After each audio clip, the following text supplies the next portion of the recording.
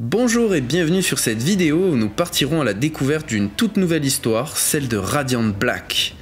Alors c'est signé Kyle Higgins, dessiné par Marcello Costa, publié par Image Comics et en France c'est édité par Delcourt. Le tome 1 est disponible depuis le 18 mai 2022 et sur chaque tome vous pourrez y voir une petite notification signée par un monsieur très peu connu de l'industrie du comics, à savoir Robert Kirkman, qui nous informe que ce comics est, je cite, le renouveau des comics de super-héros passe par Radiant Black. Cette série est exactement ce qu'il faut au lecteur en manque d'Invincible. Et bien soit mon cher Robert, en tant que très grand fan de ton Invincible, je n'allais clairement pas passer à côté de ce fameux Radiant Black. Alors petite parenthèse pour présenter vite fait ce nouveau format où je me contenterai de présenter le livre et donner un avis si possible constructif pour vous guider dans vos choix de lecture sans réel spoil majeur, l'idée étant de vous mettre un peu l'eau à la bouche tout en vous montrant quelques planches du comics, et principalement du tome 1 pour justement éviter les gros spoils. Pour information, il est possible que vous trouviez autre chose que du comics dans ce format. Sur ces belles paroles, c'est Petit Thanos, et je vous souhaite une bonne écoute. Le comics nous conte l'histoire de Nathan Burnett qui vient d'avoir 30 ans. C'est un écrivain victime du syndrome de la page blanche et ce depuis le début de sa carrière. Endetté d'une somme assez importante, il décide de retourner vivre chez ses parents à Lockport dans l'Illinois où il retrouvera également son meilleur ami Marshall qui travaille dans une boutique de location de DVD. Au cours de leur première soirée synonyme de retrouvailles entre les deux hommes, ils tomberont nez à nez avec un objet gravitant au-dessus d'une voie ferrée et ayant pour forme un trou noir. Vous l'aurez compris, il s'agit du Radiant. C'est alors que Nathan essaya d'attraper l'objet céleste, ce qui le transformera en une espèce de mix entre Daft Punk et un Power Ranger. D'ailleurs, petite anecdote au sujet du dessinateur Marcello Costa, il est notamment connu pour son travail sur les Power Rangers et clairement ça se sent. Donc pour celles et ceux qui sont un peu rébutés par l'effet méca-animal-tronique portant chacun une couleur différente, dédicace à toi Flo, il se peut que ce comics ne vous emballe pas des masses, bien qu'il ne se limite pas qu'à ça, j'ose l'espérer pour la suite. Puisqu'en effet, au cours de leurs aventures, d'autres porteurs du Radiant viendront se présenter à nos héros, portant chacun un costume mix entre Daft Punk et Power Ranger, mais avec des couleurs différentes. Le tome 1 se terminera d'ailleurs par l'origin story de Rouge, qui sans être incroyable a le mérite de nous expliquer ses véritables motivations,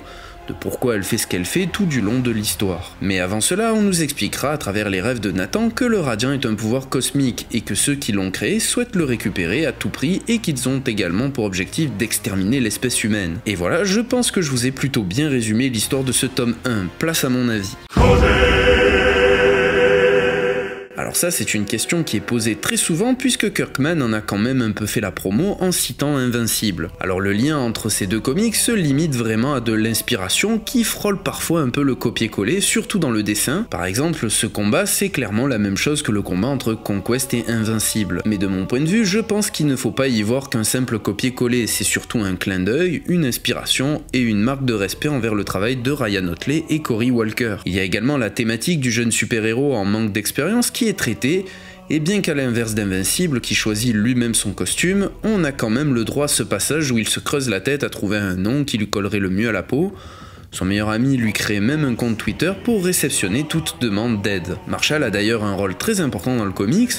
Je crois que j'ai rarement vu un meilleur ami de super-héros traité de cette manière-là. On peut limite dire qu'à un moment de l'histoire, il pique la vedette au personnage principal. Après je vais pas en dire plus pour éviter de trop spoiler, mais ceux qui ont lu comprendront. Tout ça pour dire que Radiant Black est un comics qui dispose de sa propre personnalité, que ça soit au niveau de son écriture et même de son dessin qui met en valeur une palette de couleurs qu'on ne voit pas souvent. Il y a également un mystère autour du Radiant qui donne clairement envie d'en savoir plus et vous incitera à investir dans les prochains volumes. On a également un type de personnage qui donne un rapport à l'échelle qu'on ne voit clairement pas dans Invincible. Il y a des personnages grands bien sûr comme Trag ou Conquest, mais rien de géant comme celui qu'on rencontre dans les rêves de Nathan, personnage dont j'ai vraiment hâte d'en savoir plus. Ensuite, à l'image d'un Tolkien et bien d'autres, Higgins a vraiment peaufiné son univers en créant une nouvelle langue que vous pourrez vous amuser à apprendre.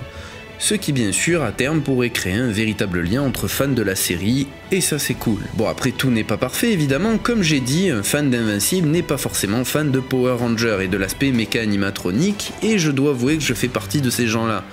Donc pour l'instant je me laisse séduire par ce récit, mais j'attends avec impatience un rebondissement qui me permettra d'être vraiment attaché au personnage et à l'envie de continuer. Et puisque c'est Robert qui m'a conseillé de le lire, autant vous dire que je suis exigeant en termes de rebondissement. J'attends vraiment quelque chose du même niveau que Nolan qui massacre les Gardiens du Globe. D'ailleurs en parlant de ça, vous serez forcé de constater que le rapport à la puissance, aux frappes et aux personnages un peu psychopathes sur les bords ne sont pas encore du même acabit qu'un Invincible. Donc si vous êtes fan de cet aspect-là d'Invincible, forcé de constater que vous ne serez clairement pas servi. En tout cas, pas dans ce tome 1. Maintenant, encore une fois, c'est pas parce que Robert Kirkman en a parlé en citant Invincible qu'il fallait s'attendre à du Invincible bis.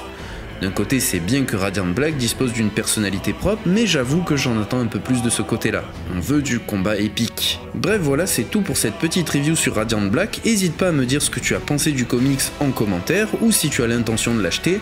N'oublie pas le pouce bleu, la petite cloche, je te fais des bisous, peace.